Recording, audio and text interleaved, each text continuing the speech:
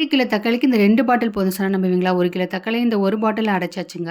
ஆமாங்க 1 கிலோ தக்காளிக்கு 450 கிராம் அளவுக்கு எனக்கு ஊறுகாய் கிடைச்சது. சாதாரண ஊறுகாய் கிடையாது. பார்க்கும்போது இன்ஸ்டன்ட் ஊறுகாய் மாரி தான் தெரியும். கல்யாண வீட்லலாம் தயிர் சாப்பாட்டுக்கு ஒரு ஊறுகாய் வைப்பாங்க தெரியுமா? அதுதான். இது சாதாரணமாவே சுட சுட சாதத்தில போட்டு சாப்பிடலாம். 2 சின்ன வெங்காயம் நறுக்கி போட்டா அல்டிமேட்டா இருக்கும். இந்த மாரி சுடுதண்ணீல போட்டு நல்லா வேக வச்சோம்னா பிளந்துட்டு வரும். அதெல்லாம் பீல் பண்ணிட்டு நல்லெண்ணெய் தான் அதிகமா செலவாகும். நல்லெண்ணெய் எதுக்கு அதிகமா யூஸ் பண்றாங்கன்னா, நம்ம பாடி வந்து கூலா இருக்கணும். அதேமாரி ஊறுகாய் வந்துட்டு லாங் லாஸ்டிங்கா இருக்காண்டி தான் நல்லெண்ணெய் வந்து யூஸ் பண்ணுவாங்க. இந்த மாரி முழுசு முழுசா போட்டு கடுகுலாம் ஆட் பண்ணிட்டு நல்லா தண்ணி சுருள அளவுக்கு வேக வைக்கணுங்க.